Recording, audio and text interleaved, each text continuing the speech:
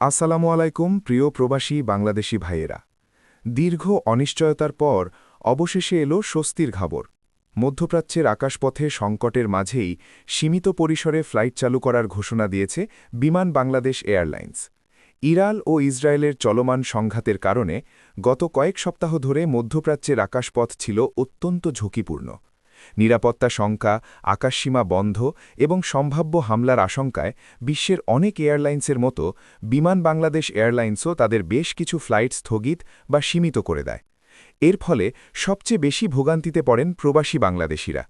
অনেকেই জরুরি কাজে দেশে ফিরতে পারেননি, আবার কেউ কর্মস্থলে যেতে পারেননি। তবে এবার কিছুটা স্বস্তির খবর দিয়েছে বিমান কর্তৃপক্ষ। তারা জানিয়েছে, আন্তর্জাতিক নিরাপত্তা নির্দেশনা মেনে এবং পরিস্থিতি আংশিক নিয়ন্ত্রণে আসায় ধীরে ধীরে সীমিত পরিসরে ফ্লাইট চালু করা হচ্ছে। তবে গুরুত্বপূর্ণ বিষয় হল, সব রুট একসাথে চালু হচ্ছে না।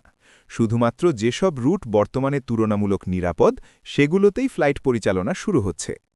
এয়ারলাইন্স কর্তৃপক্ষ স্পষ্টভাবে জানিয়েছে, যাত্রীদের নিরাপত্তাই তাদের সর্বোচ্চ অগ্রাধিকার।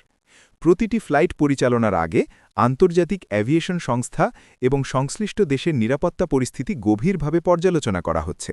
ঝুঁকিপূর্ণ আকাশপথ এড়িয়ে বিকল্প রুট ব্যবহার করা হতে পারে, যার কারণে ফ্লাইটের সময় কিছুটা বাড়তে পারে।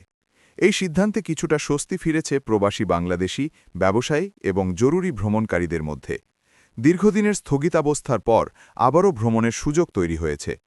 বিশেষ সতর্কতা। তবে বিশেষজ্ঞরা বলছেন, যতদিন না ইরান ইসরায়েল সংঘাত পুরোপুরি কমছে, ততদিন বিমান চলাচল পুরোপুরি স্বাভাবিক হতে সময় লাগবে। তাই ভ্রমণের আগে অবশ্যই ফ্লাইটের সর্বশেষ আপডেট, সময়সূচি, নিরাপত্তা নির্দেশনা চেক করে নেবেন। সব মিলিয়ে বলা যায়, বর্তমান সংকটের মধ্যেও বিমান বাংলাদেশ এয়ারলাইন্সের এই সিদ্ধান্ত একটি ইতিবাচক পদক্ষেপ।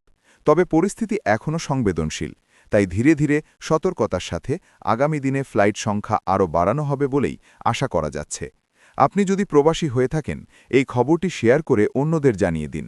আরও আপডেট পেতে আমাদের চ্যানেলটি সাবস্ক্রাইব করুন। ধন্যবাদ সবাইকে। আল্লাহ হাফেজ।